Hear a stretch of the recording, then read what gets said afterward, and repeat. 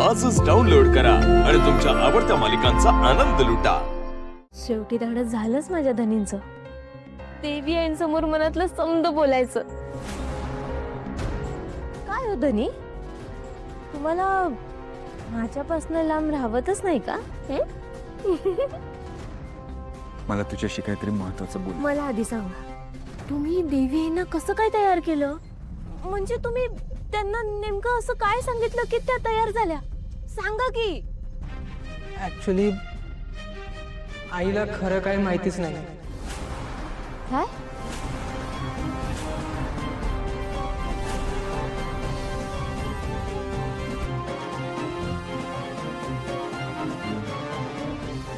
Pritam sir, देवी आईंना काहीच माहित नाही म्हणजे? म्हणजे देवी आई काल समद्यांसमोर जे काही बी बोलल्या ते ऍक्च्युली तो आमचा प्लॅन होता आणि दादानी तेच केलं जे मी त्याला सांगितलं।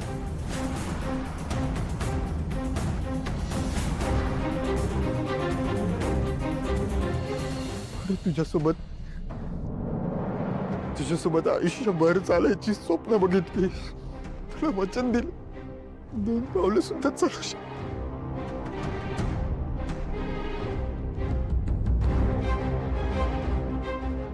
सॉरी यार, सॉरी दादा, अरे यार तू इतक्यात हार मानणार आहेस का? अरे तुझं प्रेम आहे ना पारूवर, मग प्रेमात इतक्या लवकर हार नाही मानत। तुझं तर पारूवर तेव्हापासून प्रेम आहे जेव्हा तुला माहितीही नव्हतं की ते डोळे पारूच आहेत, आणि आता फायनली जेव्हा तुला तुझं प्रेम मिळतंय तेव्हा अशी हार मानतोयस? अरे मग काय करू यार?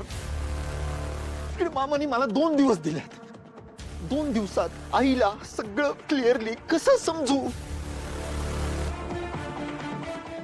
तुला वाटतं आईला सांगितल्यावर आई ते ऐकून घेईल?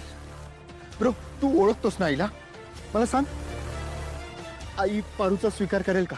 त्या पुढच्या गोष्टी आहेत ना दादा।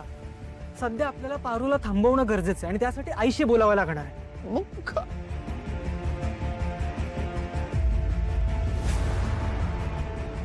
हे बघ, आईशी काय आणि कसं बोलायचं ते मी बघतो, तू फक्त चल।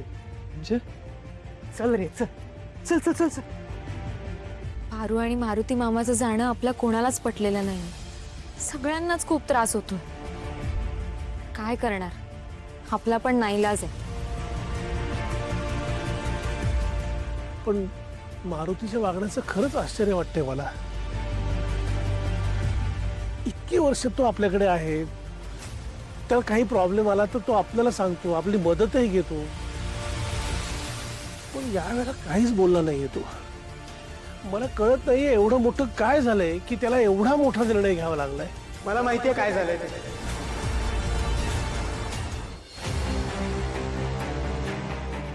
आई, मला माहितीये मारुती मामा का सोडून गेले। आई, तुला आठवतंय पारूला विषबाधा झाली होती? ती का झाली होती असं वाटतंय तुला?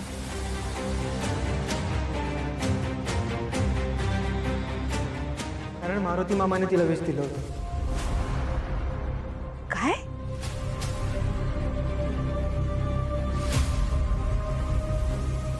प्रीतम, काय बोलतोयस तू? आई, मला माहितीये की हे खूप वियर्ड साऊंड होतंय, मी पण असा शॉक झालो होतो,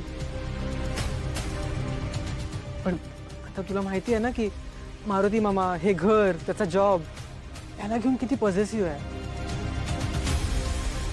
आणि पारू आणि दादाच्या फ्रेंडशिप बद्दल पण तुला माहिती आहे। पण काय आहे ना, मारुती मामा थोडा जुन्या विचारांचा आहे, म्हणजे गरीब, श्रीमंत, मालक, नोकर असे विचार करतो तो अजूनही। पारू किती इनोसंट आहे, म्हणजे तिचा आपल्या घरातला वावर पण किती मोकळा होता ना। त्यामुळे मारुती मामाने तिला खूप समजवण्याचा प्रयत्न केला, पण तिच्या आणि दादाच्या फ्रेंडशिपमुळे पारूच्या कॅरेक्टरवर कोणी डाऊट घेऊ नये या एका कारणामुळे त्यांनी पारूला विष देऊन टाकलं।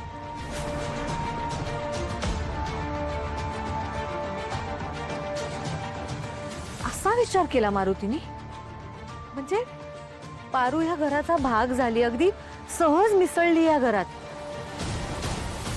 आदित्यची तिची मैत्री, तुझी तिची मैत्री, हे आपल्या सगळ्यांनाच माहिती आहे. आणि पारूने कधी तिची मर्यादा सोडली नाही आणि आदित्यवर तर आपले संस्कार आहेत. त्यामुळे आदित्य आणि पारूच्या मैत्रीवर मला कधीच संशय नव्हता. फक्त त्यांच्या मैत्रीमुळे तिच्या लग्नात काही विघ्न येऊ नये एवढंच वाटत होतं. हा, हे पण एक रिझन होतं ना, पारूचं लग्न. म्हणजे आता तू मारुती मामाला प्रॉमिस केलं होतंस की तू पारूचं लग्न लावून देशील, राईट? पण काही कारणामुळे त्यात डिले होत होता. मारुती मामाला असं वाटलं असेल की तू ते विसरलीस आणि ह्या कारणामुळे पण तो घर सोडून गेला असेल ना. अरे पण एकदा मारुतीला एकदा माझ्याशी येऊन बोलावं असं नाही वाटलं? आई, तुला माहिती आहे ना मारुती मामा कसा आहे, तो असा जनरली नाही बोलणार. आणि म्हणजे ठीक आहे, जे झालं ते झालं, पण आता त्यांना आपण परत आणायला हवं ना, आणि ते तूच करू शकतेस.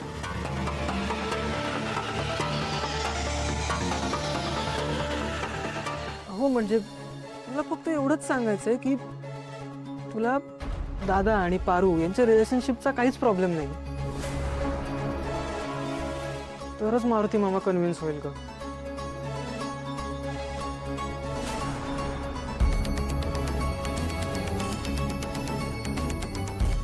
आदित्य, एक काम कर, आत्ताच्या आत्ता पारू मारुतीला घेऊन ये इकडे.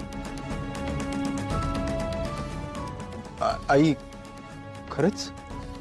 हो, घेऊन ये. नक्की? नक्की जा, लगेच जा. चल चल चल चल चल.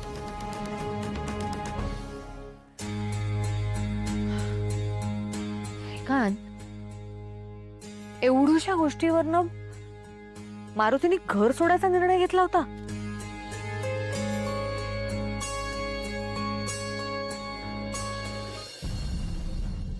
काय तुला कळतंय ना आपण आता काय केलंय? काय केलं? आपण आईला मॅनिप्युलेट केलंय.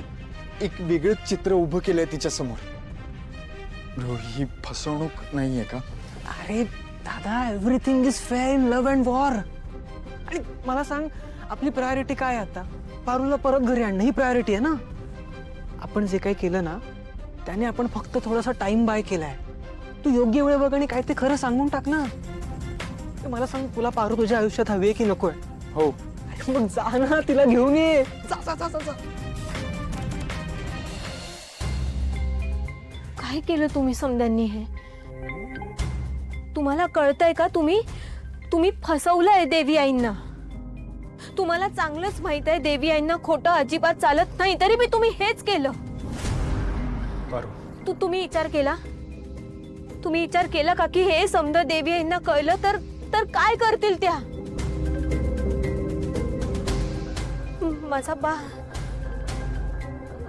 माझ्या बाला जर कळलं की तुम्ही त्याला खोटं सांगून आम्हाला इकडं परत घेऊन आला तर तो काय करेल नाही माहिती मला. पारू प्लीज पॅनिक होऊ नको. अगं पारू, पण प्रीतम सर, तुम्ही तर काही बोलूच नका.